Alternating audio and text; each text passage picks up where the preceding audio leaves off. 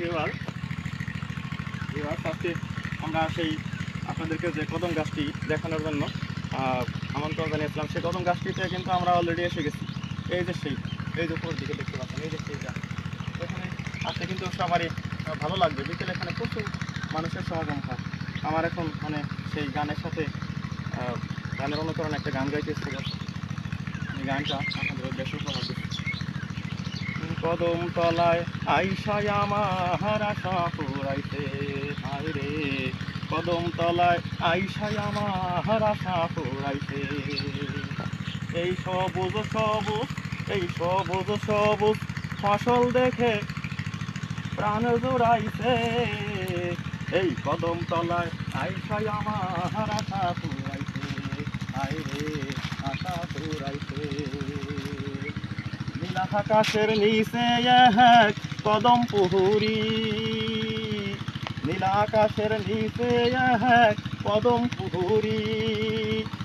নানা রঙের পাখালির ওরা হাউহুরি। দুষ্ট মাছের দুষ্ট হগতি, দুষ্ট মাছের দুষ্ট হগতি, জলে গড়া গৌরী। এসব কিছু দেখাই আমার আশা পুরাইছে, হায় রে আশা পুরাইছে। এসব কিছু দেখাই আমার আশা পুরাইছে। হায় হায় কদম তলায় আইসায় আমার আশা পুরাইছে, হায় রে আশা পুরাইছে। দেখুন এই যে সেই ঐতিহাসিক আমি যে কদম গাছটি আপনাদেরকে দেখাতে চাচ্ছি, এটা সেই ঐতিহাসিক শতবর্ষী কদম বৃক্ষ।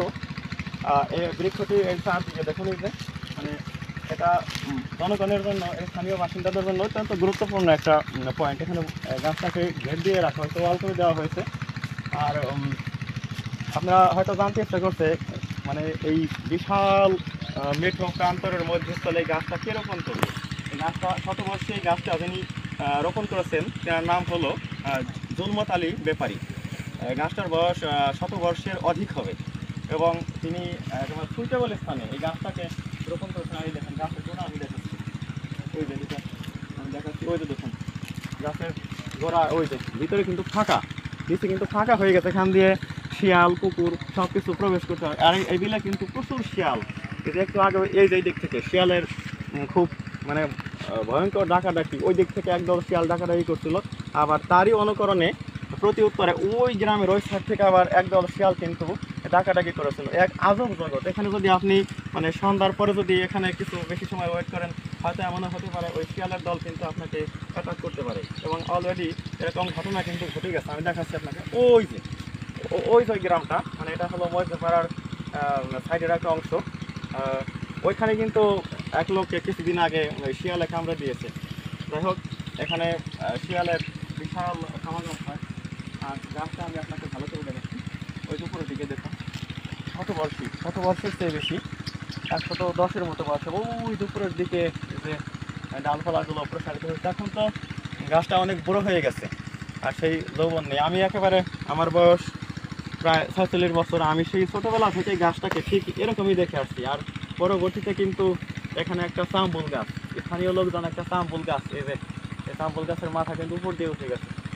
আর এই পাশে আর একটা ছোটো বৃক্ষ, এই গাছটা হয়তো একদিন থাকবে না।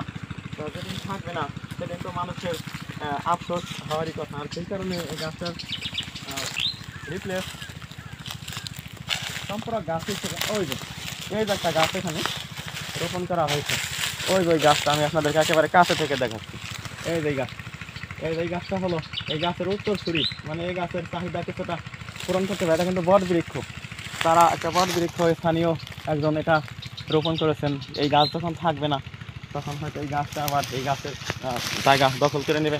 তারপরে আমার মনে হয় যে এই গাছটার এখন যে কন্ডিশন দেখেন, এই গাছটা কিন্তু এখনও কিন্তু প্রচুর পত্র পল্লবিত, এবং গাছটা যে একেবারে মরে যাওয়ার উপক্রম হয়েছে তা কিন্তু নয়।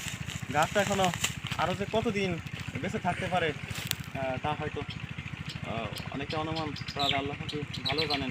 এই গাছটা মাত্র এই বিশাল গোপীনাথপুর বাউরের মধ্যস্থলে অবস্থিত। ওই যে দূরে আপনারা গোপীনাথপুর বাউর দেখতে পাচ্ছেন, নিচু অনেক গভীর পানি। এই বাউরের ভিতরে কিন্তু প্রচুর মাছের ডাঙ্গা বলে স্থানীয় ভাষায়, জলাশয়, মাছের ডাঙ্গা প্রায় 2 থেকে 250-250-র মতো মাছের জলাশয় বা ডাঙ্গা ওখানে কাটা আছে। আর এই পুরো বিলের যে নিচু জলাভূমি সেখানে কিন্তু আপনার এই বোরো ধানের আবাদ হয়ে থাকে, বোরোর বাম্পার ফলন এখানে হয়ে থাকে। আর অন্যান্য আশেপাশে এলাকাগুলোতে বিরি জাতের ধান চাষ করা হয়ে থাকে।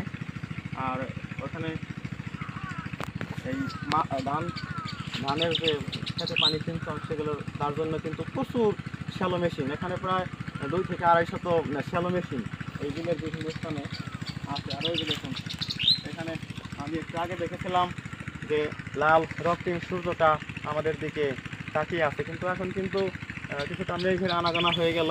আর মেঘের কারণে কিন্তু আমরা সূর্যটাকে অলক্ষ্যে ফাঁকি দিতে